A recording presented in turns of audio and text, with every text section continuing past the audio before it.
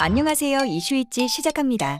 윤석열 당선인의 대표적 공약인 집무실 이전 계획에 대해 중국인들이 반대 여론을 형성하는 등 여론조작 정황이 난무하고 있습니다. 현재 폐지된 네이버의 실시간 검색어 순위처럼 중국의 최대 포털 사이트인 웨이보에도 실시간 검색어 순위가 있는데요. 이곳에 대한민국 청와대의 용산 이전 반대 국민청원 관련 기사가 올라온 것입니다. 중국인들의 포털 사이트에 갑작스럽게 한국의 청와대 이전 글이 올라온 것이 과연적인 현상은 아니기에 여론조작 가능성이 피어오르기 시작한 것입니다. 실검 조작은 우리나라에서도 흔한 일이었습니다. 대중의 관심을 끌고 여론 형성에도 좋은 방법이기 때문입니다. 중국의 웨이보에 대한민국 청와대 용산 이전을 중국어로 검색하면 대한민국 청와대 국민청원에 28만 명의 국민이 이전을 반대하며 서명을 했다는 내용의 기사가 수두룩하게 발견됩니다. 청와대 게시판은 국적 상관없이 트위터나 페이스북 등으로 자유롭게 등록하여 서명할 수 있도록 되어 있는데 이는 온전한 대한민국의 여론이 아니라는 것을 나타내는 것입니다. 청와대 청원 게시판에 올라온 윤석열 당선인 집무실 만들고자 국가안전 중추인 국방부를 강압 이전하여 국민의 혈세 수천억을 날리는 것을 막아주십시오라는 청원은 23일 당일 참여 인원 44만 명을 기록했고 현재 50만 명을 훌쩍 넘어섰습니다. 중국은 본인 나라도 아닌 대한민국의 청와대 이전을 이토록 반대하며 여론조작을 왜 하고 있을까요? 사실 중국의 여론조작 정황은 한두 번이 아닙니다. 본인이 조선족이라고 밝힌 한 남성이 중국 공산당과 민주당의 주도하에 조선족들이 여론을 조작하고 있다고 폭로해 불거진 2020년 차이나 게이트 사건. 대한민국을 떠들썩하게 만들었던 사건이지만 수사에 착수했다는 말뿐 사건에 대한 진상조사가 제대로 되지 않아 흐지부지 묻히며 거짓 음모론으로 규정됐습니다. 조국 수호 관련 청와대 청원에도 대다수의 중국 IP가 참여했다는 증거가 나오기도 했습니다. NTD-TV와 에포크타임즈에서는 중공의 전 사이버군의 폭로를 보도하기도 했습니다. 그는 자신들이 문재인의 대선 승리를 돕기 위해 한국 대선에 개입했다며 이는 남한을 중국 공산당에 편입시켜 미국과의 경쟁에서 이기기 위함이라고 밝혔습니다. 그러면서 중공의 개입으로 문재인이 당선된 것이 사실이고 중공이 당선됐으니 치러야 할 대가를 치러야 한다고 지적하기도 했습니다.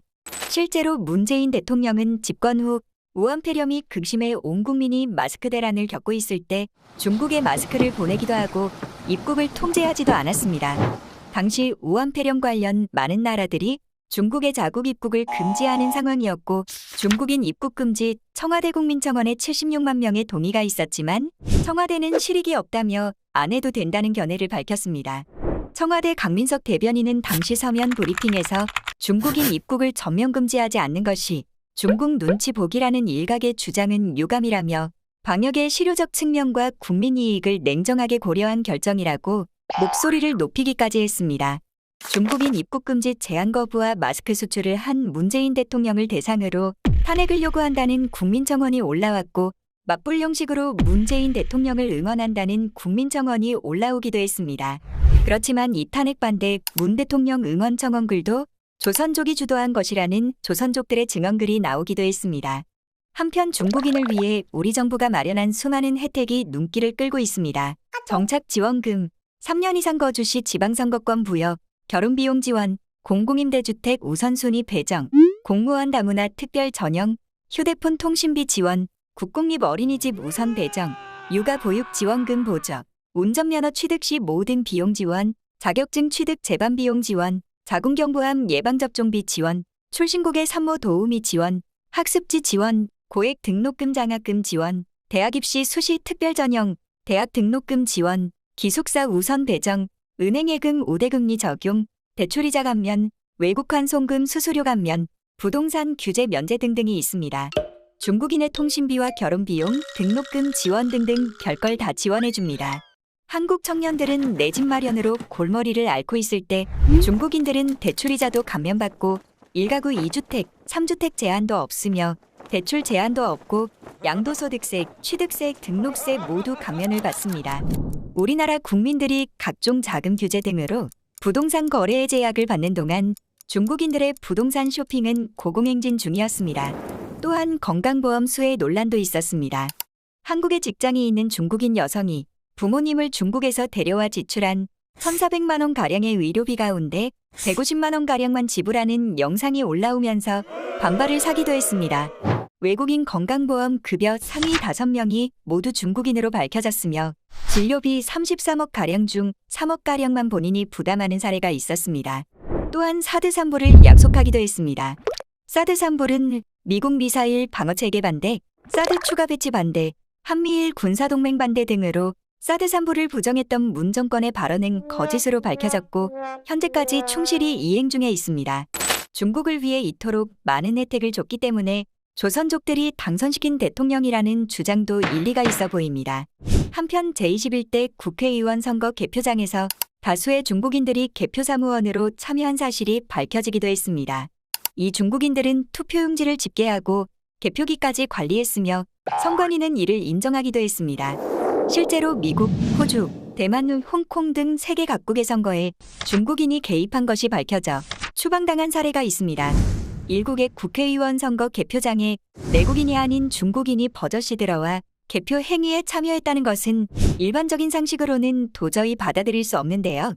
당시 선관위는 이름이 한국인이라 몰랐다는 어처구니없는 변명을 늘어놓기도 했습니다. 당시 개표 사무원에 투입된 한 중국인은 자신의 SNS에 더불어민주당 만세, 검찰개혁, 언론개혁이라는 해시태그를 달기도 했습니다. 이때 선관위는 개표 사무원에 대한 구체적인 법령을 마련했어야 했지만 마련하지 않으며 몇 차례나 부정선거 논란이 끊임없이 일었습니다.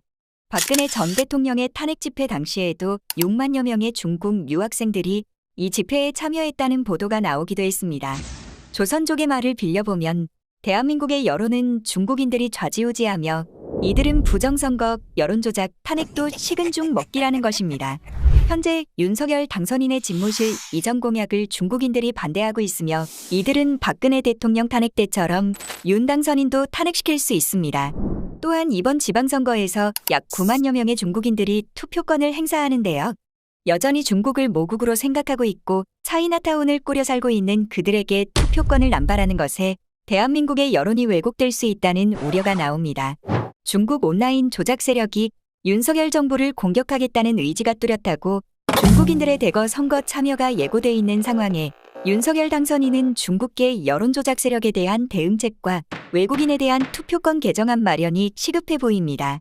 대한민국의 앞날이 순수한 대한민국 여론에 의해 결정되지 않고 해외 조작 세력에 오염되고 왜곡된 여론에 의해 좌지우지되는 것을 막지 못하면 차기 정부는 큰 어려움에 직면할 것이라는 우려 섞인 목소리가 나오고 있습니다. 지금까지 이슈이찌입니다. 시청해주셔서 감사합니다.